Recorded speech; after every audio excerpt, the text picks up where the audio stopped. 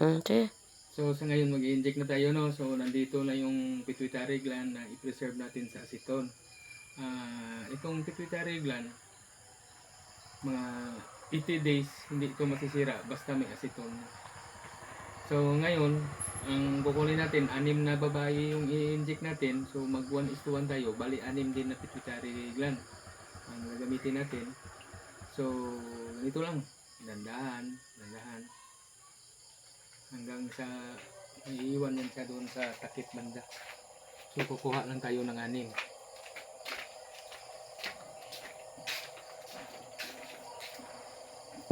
Siyempre, wala ko ito. Ito.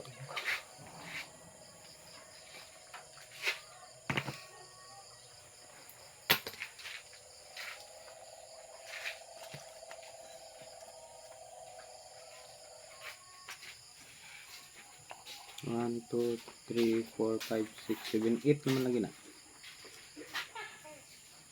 Kasi na daan sila da. So walang problema itong pituitary gland basta mayroong acetone is 6. Is 6 is 80 days. Hindi ito masisira basta palaging may acetone. Yung naging preservative ng pituitary gland is acetone. So ang gagawin natin, lagyan natin ng kaunting 29% sodium chloride at saka medyo ihugasan lang natin konti. Ang paghugas ganun lang, medyo isik-sik konti, tapos ihulog na lang natin yung pituitary gland. Hindi naman yan sasama. Tapos meron tayong mga magic spoon, the power spoon. Ganito lang yung pag dikdik nito, medyo ipitin, then ganun lang konti.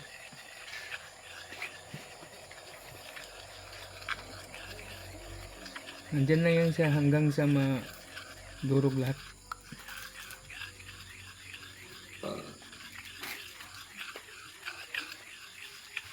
Na hanggang na halos wala kang makita, powder na powder talaga.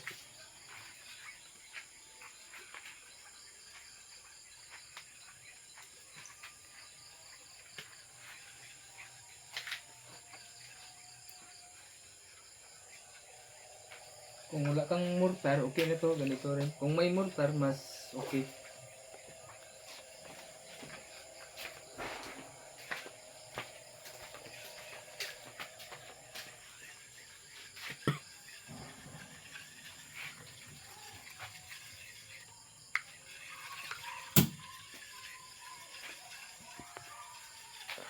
Ganyan lang, oh. Tingnan nyo na, halos na pa-powder na siya.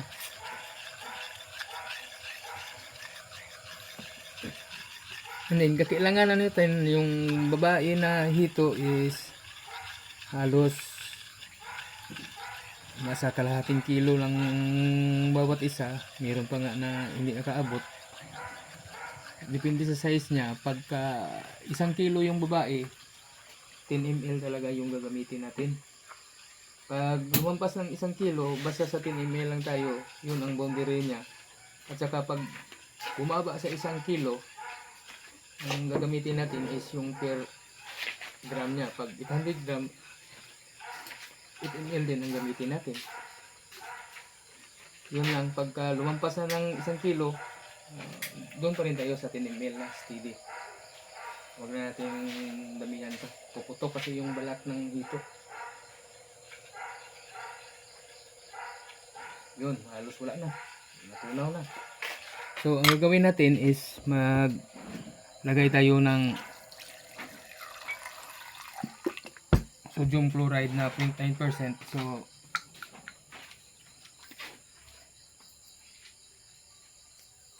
kukuha tayo ng sodium chloride. 10. 6 yun, isasakan ko sila ng 28. So 48 ml yung gagamitin ko. So ilagay natin dito sa mangkok. Kuha naman tayo ulit ng 10 ml.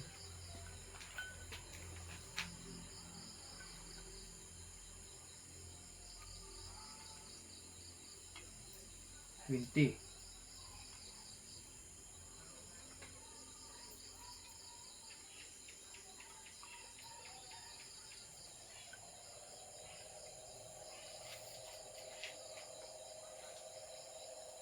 $30.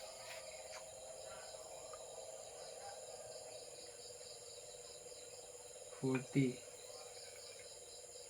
And then 8.